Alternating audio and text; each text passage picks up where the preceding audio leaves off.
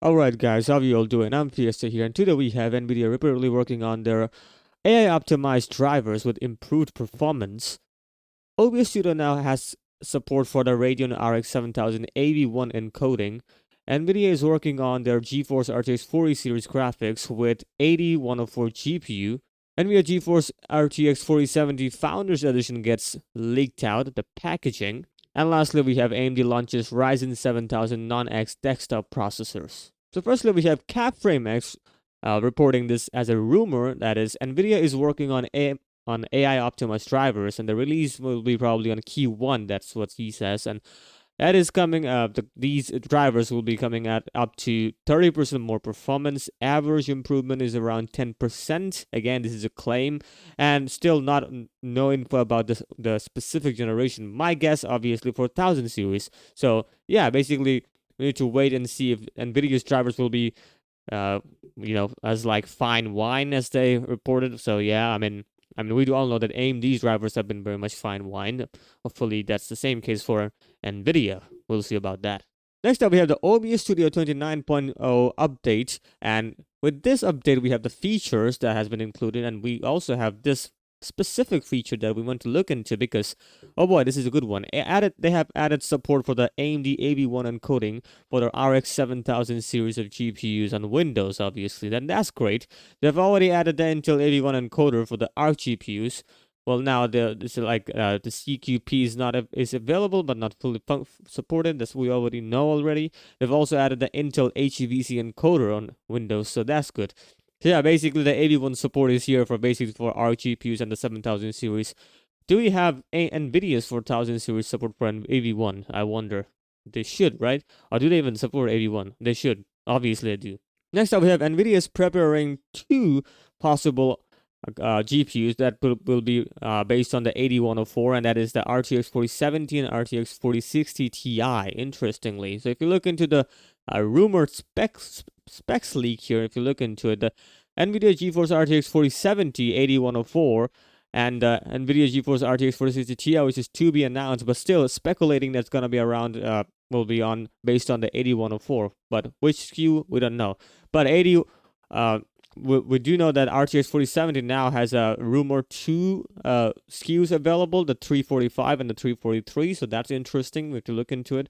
Also, the SM count is 46, which translates to 5,888 CUDA cores, so that's interesting. Same memory and the bus, which is 12 gigs and 192 as the 4070 Ti, and also the memory and the bandwidth speeds remains the same. That is also rumored. But the TBP, however, goes down to 200 watts, around 200 watts, which is still unsure.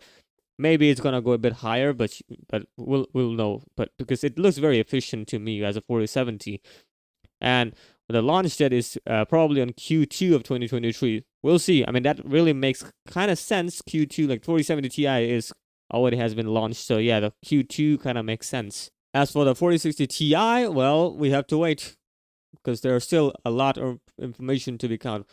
But we all know that the SM count will be 34, according to the rumors here. So yeah, we'll see.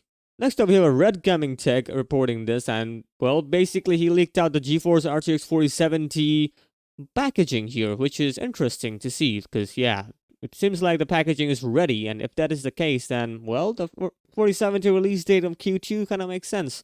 And he also shared some performance information here, and what he claims is that, well, the RTX 4070 might be based on, would perform like a RTX 3080, which then again, is it a good performance? Because like, if you think about it, the RTX 4070 pricing will be around, I'm guessing around like $600 to $700. And that is not a huge improvement, because RTX 3080 was around that kind of pricing. So yeah, I don't think that is good in terms of pricing, because you need to go a bit higher. Like a 3090 Ti and the 4070 Ti kind of makes sense, in terms of value, but RTX 4070 performing like a RTX 3080, like that doesn't really it isn't really that much impressive in my opinion. So we'll see about that. We'll see. But for now, the box is, well, as you can see, it's going to be a two-fan design, because it's a very small factor form. You get the idea. So yeah, not a huge card. So kind of makes sense.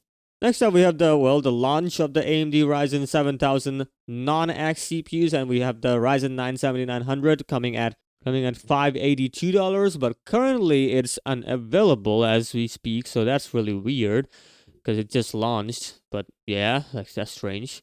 But if you look into the Ryzen 7 7700, which is coming at $329, still not a bad price. Yeah, but again, it's a non-X, so a bit cut down in terms of, well, boost clock. So yeah, that's, you need to look into it. And also we have the Ryzen 5 7600, which is a 6-core product, finally coming at $229, which is a very much appealing price in terms of, budget. So I mean, that's not bad. But I'm just hoping that the DDR5 and the motherboard pricing goes down to, make it a fair deal for the buyers. So we'll see. All right, that is it for today. What do you think about the RTX 4070? Do you think that is a justifiable performance?